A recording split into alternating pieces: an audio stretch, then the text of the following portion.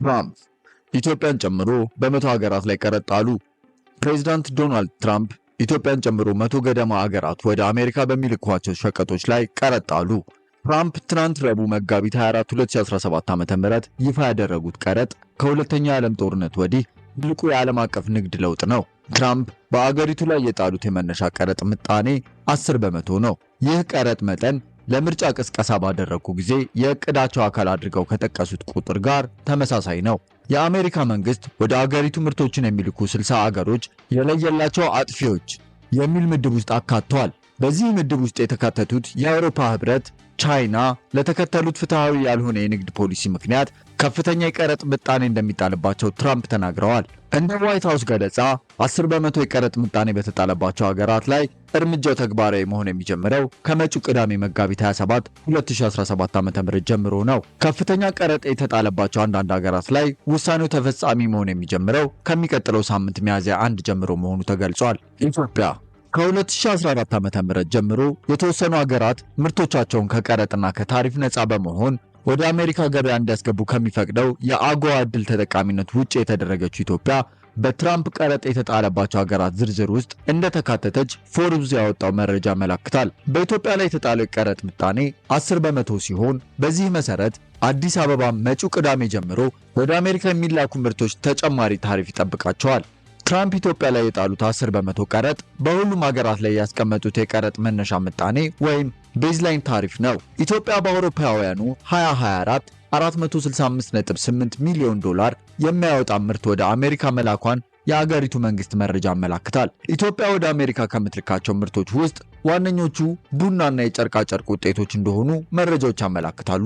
ኢትዮጵያ ባለፈው የአውሮፓውያን ዓመት ወደ አሜሪካ የላከችው ምርት ከ2023 ጋር ሲነጻጸር የ$24.4 ሚሊዮን ቅናሽ ታይቶበታል። ይህ ኢትዮጵያ ዴይሊ ነው። አብራችሁን ላላችሁ ተመልካቾች ሌሎች የኢትዮጵያ ዴይሊ መረጃዎች እንዲደርሷችሁ ሰብስክራይብ እንድታደርጉ እንጠይቃለን። ወደ መረጃው ስንመለስ ይህ አይነቱ ወደ አሜሪካ የሚላክ ምርት ቅናሽ ኢትዮጵያ ከአጎዋ ዕድል ተጠቃሚነት ከታገደች በኋላ በተለይም በጨርቃ ጨርቅ ምርቶች የውጭ ንግድ ላይ ታይቶ እንደነበረ በገንዘብ ሚኒስቴር ድረ ገጽ ላይ የወጣ አንድ ጥናት ያሳያል። ኢትዮጵያ ከአጎዋ ከመታገዷ 3 ዓመት አስቀድሞ በ2011 ዓ.ም ይህንን ዕድል በመጠቀም $246 ሚሊዮን የሚያወጡ ምርቶች ወደ አሜሪካ ልካለች። ኢትዮጵያ አጎዋን በመጠቀም በአብዛኛው ትልክ የነበረው የጨርቃ ጨርቅ ምርቶችን ነው። የአጎዋ እግድ በኢትዮጵያ ንግድ ላይ ያስከተለውን ንዝረትና የተገኙ ትምህርቶችን በተመለከተው ጥናት እንደሚያመላክተው በ2014 ዓ.ም ኢትዮጵያ ካመረተችው አጠቃላይ የጨርቃ ጨርቅ ምርቶች ውስጥ 62 በመቶ የተላከው ወደ አሜሪካ ነበረ።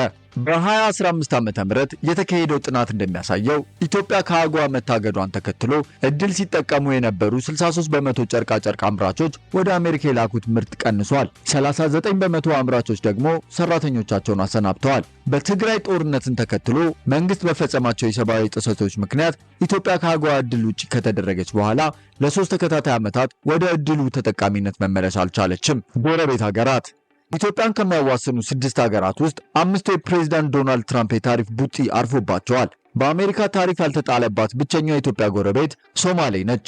ጎረቤት ሀገር ኬንያ፣ ኤርትራ፣ ጅቡቲ፣ ሱዳንና ደቡብ ሱዳን የተጣለባቸው ቀረጥ ምጣኔ ከኢትዮጵያ ጋር ተመሳሳይ 10 በመቶ ነው። ግብፅም በተመሳሳይ የ10 በመቶ ቀረጥ ተጥሎባታል። ከአፍሪካ ሀገራት ከፍተኛ የሆነው የ47 በመቶ ቀረጥ የተጣለው በማዳጋስካር ላይ ነው። ቦትስዋና በ37 በመቶ ቀረጥ በሁለተኛ ስትሆን አንጎላ በ32 በመቶ በሶስተኛ ትከተላለች። ሊቢያ 31 በመቶ፣ ደቡብ አፍሪካ 30 በመቶ ቀረጥ ተጥሎባቸዋል። የለየላቸው አጥፊዎች የነጩ ቤተ መንግስት ባለስልጣናት የለየላቸው አጥፊዎች ተብለው በተለዩ 60 ገደማ ሀገራት ላይ ከሚያዝያ 1 ጀምሮ የሚተገበር የአጸፋ ቀረጥ እንደሚጣልባቸው ገልጸዋል። እነዚህ ሀገራት ከአሜሪካ የሚመጡ ምርቶች ላይ ከፍተኛ ቀረጥ ይጣሉ፣ አሜሪካ ላይ ከቀረጥ ውጪ የሆኑ የንግድ መሰናክሎችን ያስቀመጡ ወይም የአሜሪካን ኢኮኖሚያዊ ግብ ለማሳነስ እንደተንቀሳቀሱ መንግስት ያመነባቸው እንደሆኑ ተነግሯል። ይህ አይነቱ ቀረጥ ከተጣለባቸው የአሜሪካ የንግድ አጋሮች መካከል የሚከተሉት ይገኙበታል። አውሮፓ ህብረት 20 በመቶ፣ ቻይና 54 በመቶ፣ ቪየትናም 46 በመቶ፣ ታይላንድ 36 በመቶ፣ ጃፓን 24 በመቶ፣ ካምቦዲያ 49 በመቶ፣ ደቡብ አፍሪካ 30 በመቶ፣ ታይዋን 32 በመቶ። ካናዳና ሜክሲኮ በአዲሱ የታሪፍ ዝርዝር ውስጥ አልተካተቱም። የዋይት ሃውስ ባለስልጣናት የሁለቱ ሀገራት ጉዳይ ከዚህ ቀደም በተላለፉ ፕሬዝዳንታዊ ትዕዛዞች የተቀመጡ ማዕቀፎችን በመጠቀም እንደሚታይ ገልጸዋል። ሁለቱ ሀገራት ፌንታሊንና የድንበር ጉዳዮችን በተመለከተ ከዚህ ቀደም የ25 በመቶ ታሪፍ እንደተጣለባቸው ይታወሳል። ከዚህ በተጨማሪም ትራምፕ ወደ አሜሪካ በሚገቡ በሁሉም ተሽከርካሪዎች ላይ የ25 በመቶ ቀረጥ እንደሚጣል አስታውቀዋል። ተንታኞች ይህ እርምጃ የንግድ ጦርነቱን በማባባስ በአሜሪካውያን ላይ ከፍተኛ የዋጋ ጭማሪ እንደሚያስከትልና ይህም የአገሪቱን እድገት መጠን እንደሚያዘገይ እየተናገሩ ነው። በዓለም ዙሪያ አንዳንድ ሀገራት የኢኮኖሚ ውድቀት እንዲያጋጥመው ሊያደርግ እንደሚችልም ስጋታቸውን ገልጸዋል።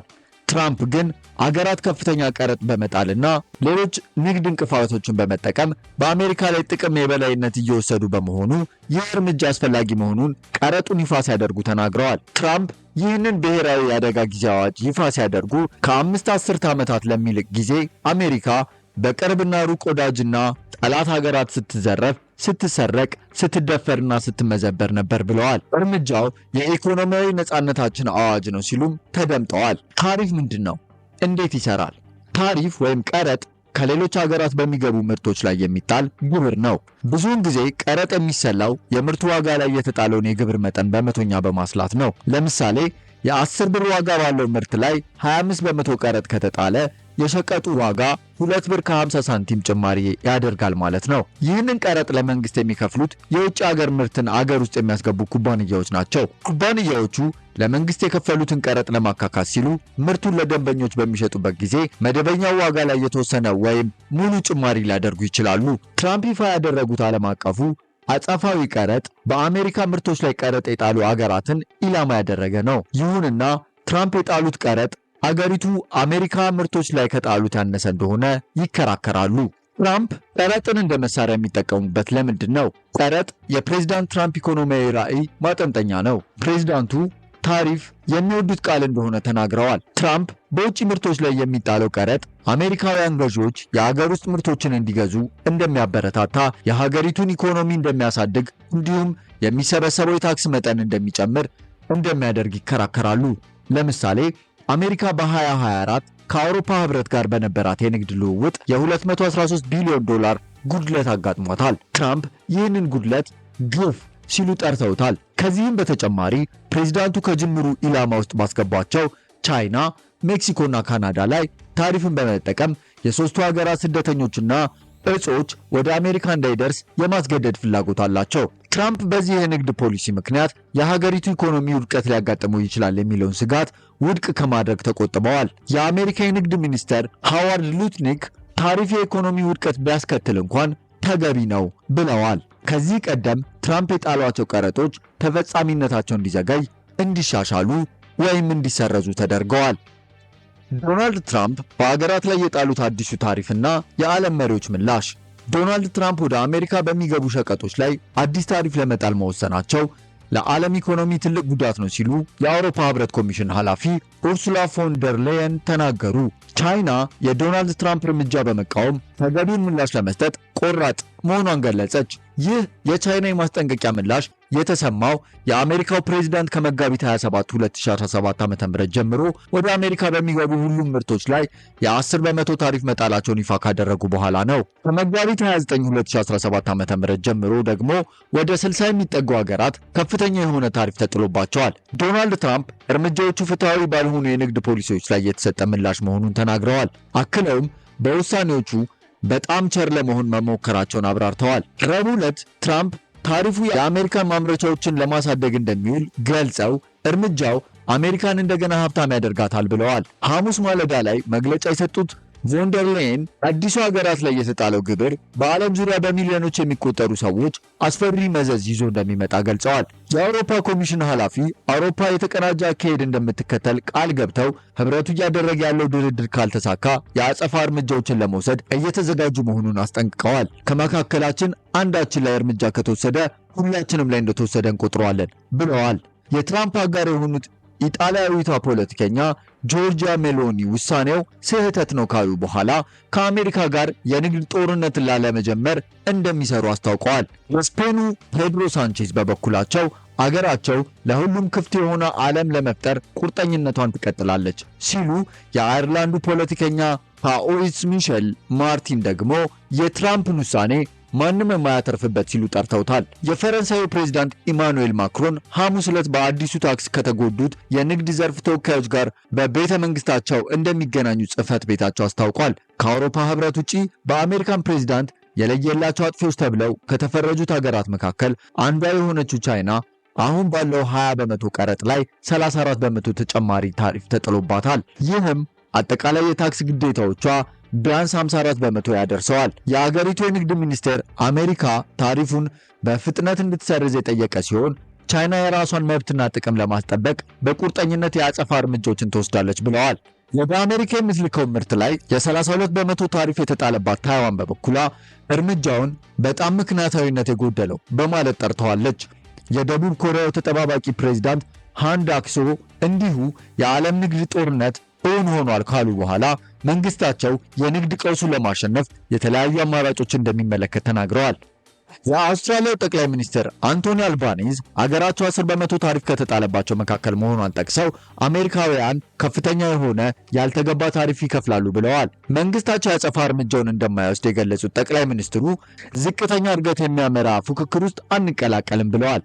በላቲን አሜሪካ የግዙፍ ኢኮኖሚ ባለቤት የሆነችው ብራዚል በትራምፕ የተጣለውን የ10 በመቶ ታሪፍ በመቃወም አዲስ ሕግ አጽድቃለች። የአገሪቱ የውጭ ጉዳይ ሚኒስቴር የአጸፋ እርምጃ ለመውሰድ የዓለም ንግድ ድርጅትን ጨምሮ የሁለትዮሽ ንግድ ውስጥ ያሉንን አማራጮች በሙሉ እንገመግማለን ብለዋል። ዶናልድ ትራምፕ እርምጃቸውን ይፋ ካደረጉ በኋላ ብዙም ሳይቆይ የአሜሪካ የገንዘብ ሚኒስቴር ስኮት ቤሰንት አገሮች የአጸፋ ምላሽ እንዳይሰጡ ተናግረው አርፈው እንዲቀመጡ በጸጋ እንዲቀበሉ ተናግረዋል። ለዛሬ ያጠናከርንላችሁ መረጃ ይህንን ይመስላል። ቻናሉን ሰብስክራይብ፣ ይዘቱን ላይክ ማድረግ አይዘንጉ።